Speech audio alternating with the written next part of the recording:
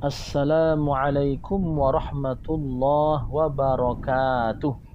Alhamdulillahi rabbil alamin. Wabihi nasta'in ala umuri dunya waddin. Wassalatu wassalamu ala ashrafil anbiya'i wal mursalin. Wa ala alihi wa ashabihi ajma'in. Amma ba'd. Saudara-saudariku, uhibbukum fillah.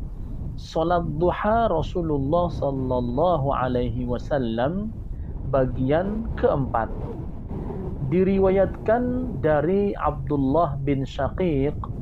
Ia berkata, aku bertanya kepada Sayyidah Aisyah radhiyallahu anha, akana an-nabiy sallallahu alaihi wasallam yusalli ad-duha? Qalat, la illa ayyaji'a min maghibihi. Apakah Nabi sallallahu alaihi wasallam melakukan salat duha? Sayyidah Aisyah radhiyallahu anha menjawab, tidak, kecuali jika beliau baru pulang dari bepergian. Hadis riwayat At-Tirmidzi, Muslim, Abu Daud, An-Nasai, dan Ahmad. Saudara-saudariku yang mulia, kalimat la illa ayyaji'a min maghibihi berarti tidak, kecuali jika Rasulullah sallallahu alaihi wasallam baru pulang dari bepergian. Secara zahir, hadis ini bertentangan dengan hadis sebelumnya yang menyebutkan Rasulullah sallallahu alaihi wasallam melakukan salat duha. Akan tetapi, para ulama berpendapat bahwa hadis-hadis yang menyebutkan beliau melakukan salat duha terdapat 3 jenis.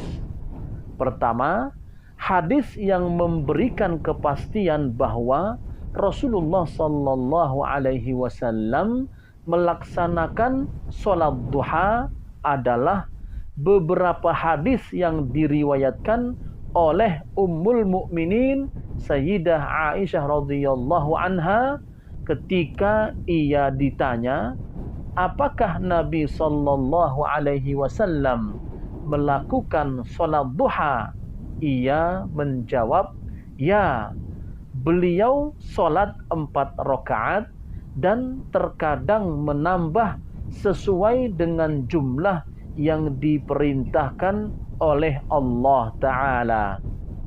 Kedua, hadis yang menjelaskan Rasulullah sallallahu alaihi wasallam melakukan salat duha, namun terikat oleh kondisi tertentu, yakni kepulangan beliau dari bepergian, sebagaimana penjelasan yang juga disampaikan oleh Ummul Mukminin Aisyah radhiyallahu anha dalam hadis yang disebutkan sebelumnya, di mana ketika ditanyakan kepadanya apakah Nabi sallallahu alaihi wasallam melakukan salat di waktu duha, beliau menjawab tidak, kecuali jika beliau baru pulang dari bepergian.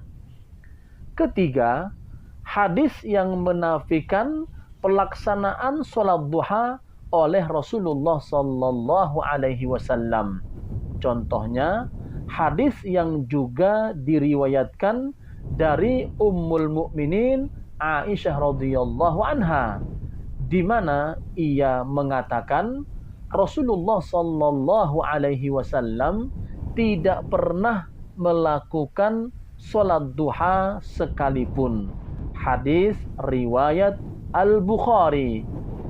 Sayyidah Aisyah radhiyallahu anha dalam hadis ini menafikan penglihatan salat duha Rasulullah sallallahu alaihi wasallam dan tidak menafikan ditetapkannya salat duha beliau.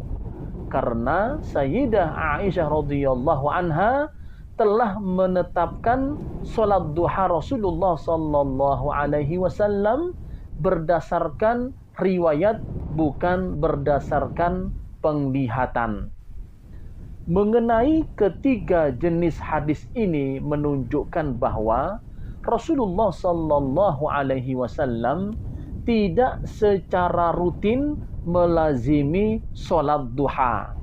Oleh karena itu, Ummul Mukminin Aisyah radhiyallahu anha mengeluarkan pernyataan seakan-akan beliau alaihi salatu wassalam tidak pernah melakukan salat duha.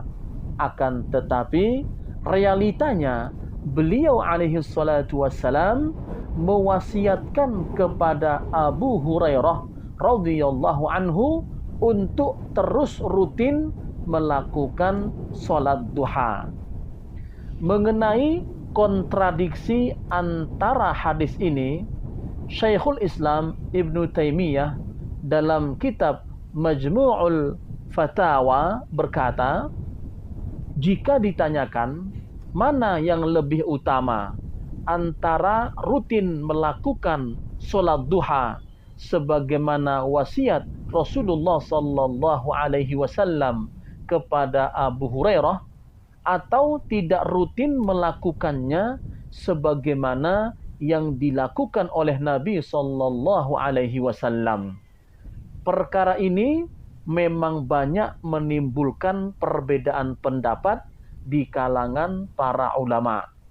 Namun menurut kami katakan seseorang yang rutin melakukan sholat malam tidak perlu melakukan sholat duha sebagaimana yang dilakukan oleh Nabi sallallahu alaihi wasallam. Adapun bagi mereka yang tertidur dan tidak sempat melakukan sholat duha, maka sholat duha dilaksanakan sebagai penggantinya. Wallahu a'lam. Wassalamualaikum warahmatullahi wabarakatuh.